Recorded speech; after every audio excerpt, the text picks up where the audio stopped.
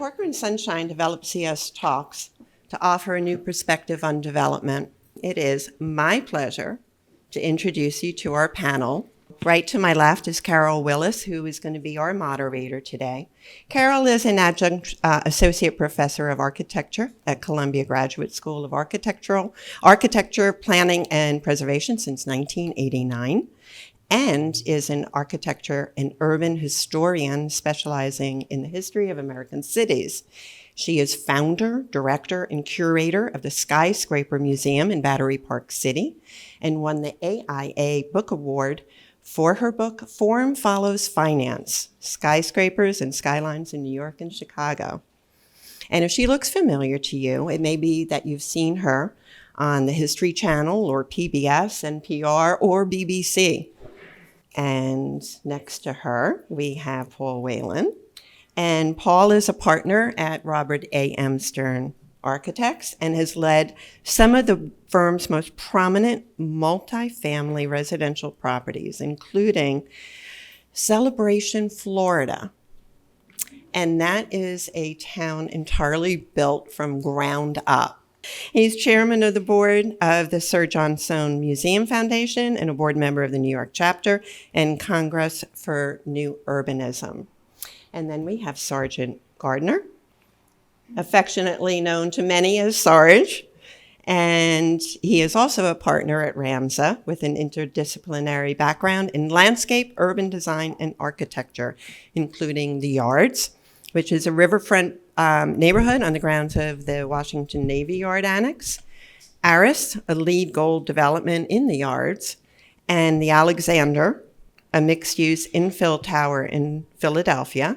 And Sarge is also on the Board of Trustees of the National Building Museum. And with that, I am going to leave the podium and turn over to Carol, who will be your moderator for this event.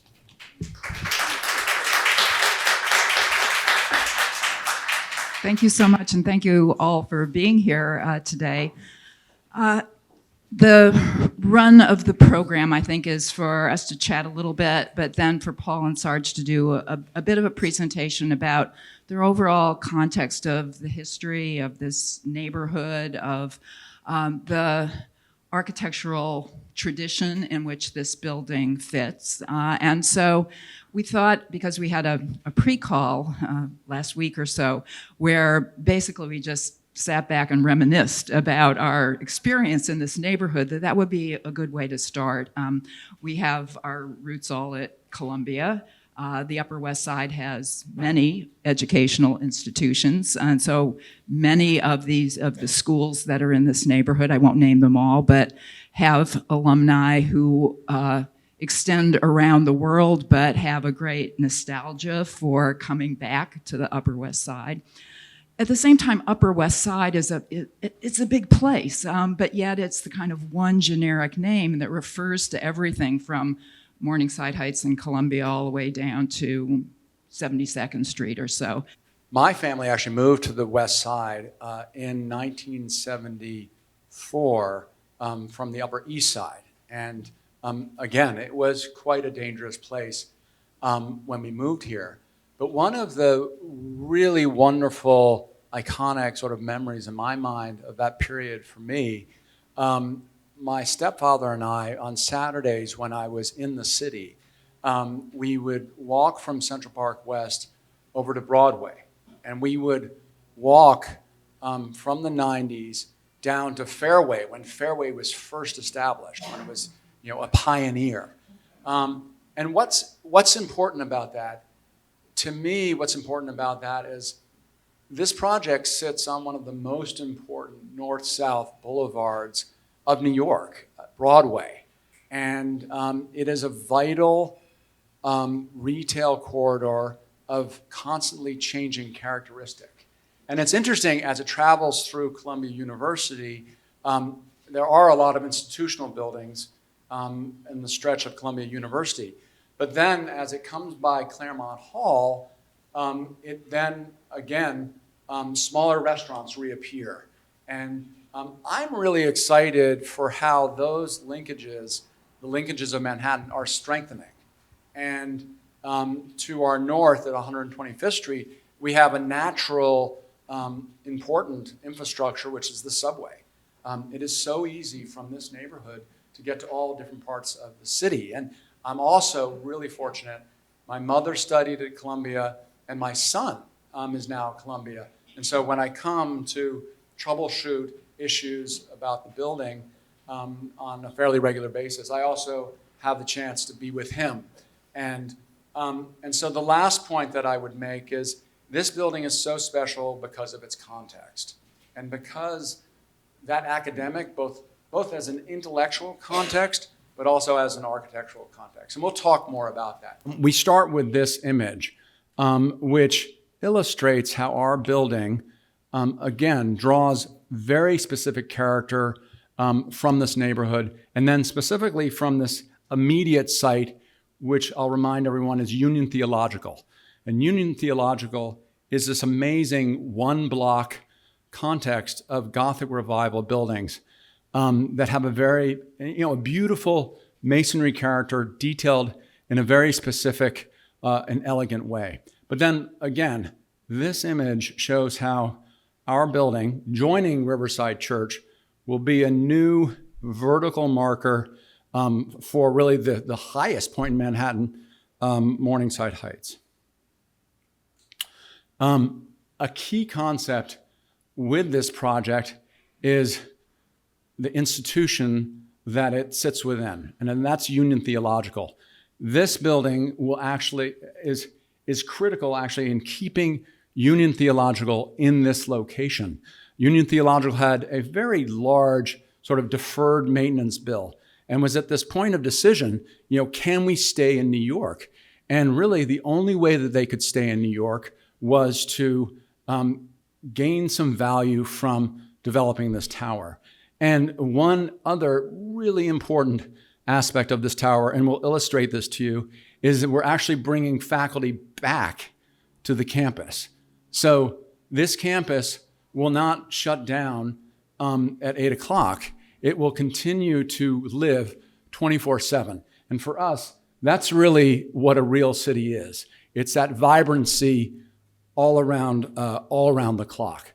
So one also really great thing about working with Lend-Lease and L&M was their outreach into the community and their investment in the community. Significant investments with a number of different local organizations have been made, totaling more than $5 million associated with this project. And I touched on this earlier, but again, the infrastructure modernization of the entire campus of Union Theological could not happen without this project. So here we are in Morningside Heights, and everyone arrived here in a different way. Some people took the subway, some people came in cars. But what it underlines to us as you came to this location is this location has all of the elements of a great city. It has transportation infrastructure in the form of the subway or the Henry Hudson Highway. It has great parks. I mean, they're right outside of our window here. And then finally, it has the dynamic properties of the retail along Broadway, and then the incredible characteristic of this academic neighborhood, which is really actually one of the defining characteristics of this location. So as we've been talking about, this is a neighborhood of campuses. The dominant campus is an incredibly beautiful one, is Columbia University, laid out in a very symmetrical Beaux-Arts fashion. But then on the edges, if you look at the buildings that meet Broadway, so beautifully detailed, with classical detail, masonry, punched openings, very thoughtful way these buildings were designed almost 100 years ago. And then there are other institutions which surround us, most notably, and I'll go to the next slide. We've got some real pedigree in this neighborhood. And most significantly, Riverside Church, which is right next to us. And I have recent memories of arriving at the topping out party, going up into the building and looking out from the building and seeing this immediate context, right in your face, this incredible Gothic revival detailing and characteristic of the church right around us. That creates just a unique experience for residents that are going to live and contribute to this place. I have to say that for a while, we turned down the project because we were so nervous about building a tall building out of this historic fabric. But after a variety of discussions, we were convinced that it's very important. It was very important to us to save Union Theological Seminary, to keep it here. And we really thought, as a few other people thought, that we would be the best people to do it. But it was scary. I have to tell you, from the very start, it was super scary. We did a lot of models. We were very nervous about what this building would be like and the way that it would fit into this historic fabric. The first thing we decided is to put the building in the northern part of the courtyard. What that does is it leaves the sunniest part of the courtyard open, first of all, to the south views from the building, but also open to most of the classrooms at Union Theological Seminary. We've also set the building back from other buildings on the Union Theological Seminary, which have dormitories, and that way we allow those spaces to still function legally with light and air.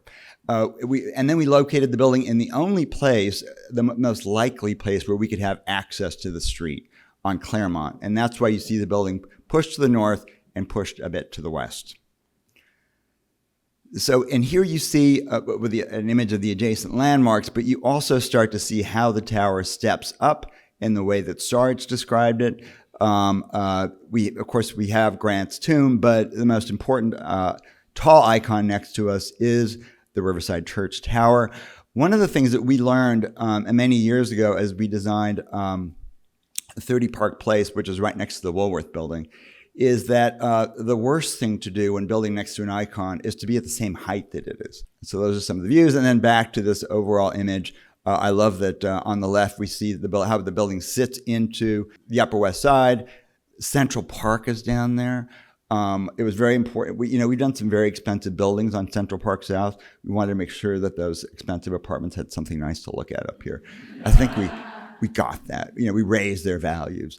And we love that, maybe I could afford to live here one day and look down at our other buildings down on Billionaires Row. We're thrilled to be here with you, and we're thrilled actually to have been able to be a part and be trusted with creating a new scale in this neighborhood. Like Sarge, I totally agree that tall scale next to small scale works beautifully in New York. It's particularly American, by the way. Europeans don't do this. They're nervous about it. They don't allow it in Paris. But it's one of the essential qualities of New York is that there are tall buildings next to low buildings. And what that means is you can get tall buildings with amazing views and low buildings that still allow the light into the surrounding area. That's why I think that transferring air rights in New York is actually brilliant, because it allows tall buildings to go up, amazing views, icons, and at the same time, it preserves lower buildings so that we always have this historic lower scale. It will never go away. Thank you.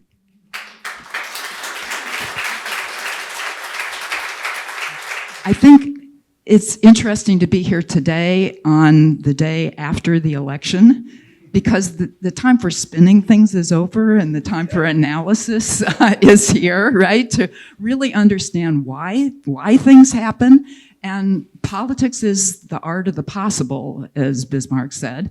And building in New York is the art of the possible, right? And you showed us that. You showed us the rationale for the need for a building. You even needed to be convinced of the need for the building. Then you needed to convince Landmarks that the project was the best that could be done with the art of the possible. I think that Gothic, especially in New York, has meanings that go way beyond universities and religious uses.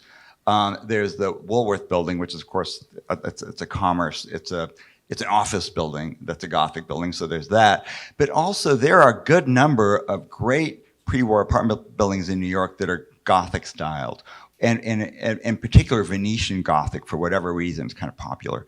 And they're super charming. They're among the most lovely buildings in town, and they're just as nice as getting a Georgian building down the street. It is just one of the places that architects have looked to in the past in New York for inspiration. So there's a residential tradition of it. I appreciate your conversation about density and the value of having a tower and added sidewalk space, and kind of where this tower fits in with other towers in the area as well. I also know that this is a neighborhood where towers have been heavily criticized, and I'm wondering what kind of opposition you had from the neighborhood and how that was handled. We had not a whole lot of opposition, actually. And I'm just going to hit another point, which is so incredibly important. Our immediate context, which is Union Theological, this project reinvigorates that institution. And one detail that I would add is, despite the fact that it's a tower, when it meets the ground, not on Claremont, but actually in the courtyard, we've added a critical piece, which is a weather-protected loggia that crosses the courtyard and helps define the southern courtyard. One of the critical aspects of that, and I'm not answering your question, is that now in a wheelchair, my father was in a wheelchair, you can enter the project off of Broadway and you can circulate into our tower and around the academic spaces at the base of the tower.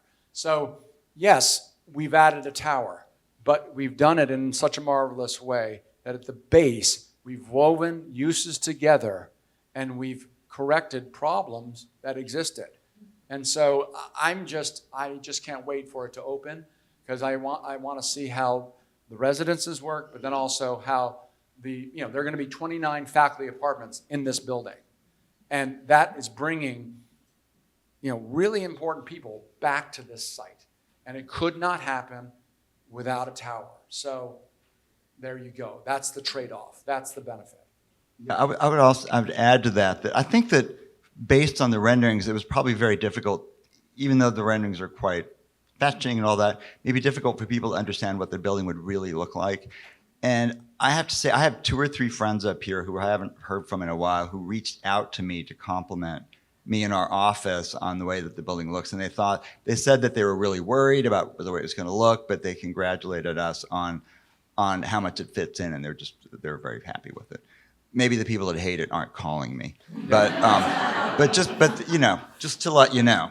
There's a more direct answer to your question. This seems a perfect way to end, to underscore again that building in New York is the art of the possible. And thank you. And if I could sing, I would start Frank Sinatra, and we'd file out according to the signature song, New York, New York. But I think we communicated that part as well. I sang that at my wedding. I grabbed the microphone and No. Thank you. Thank you.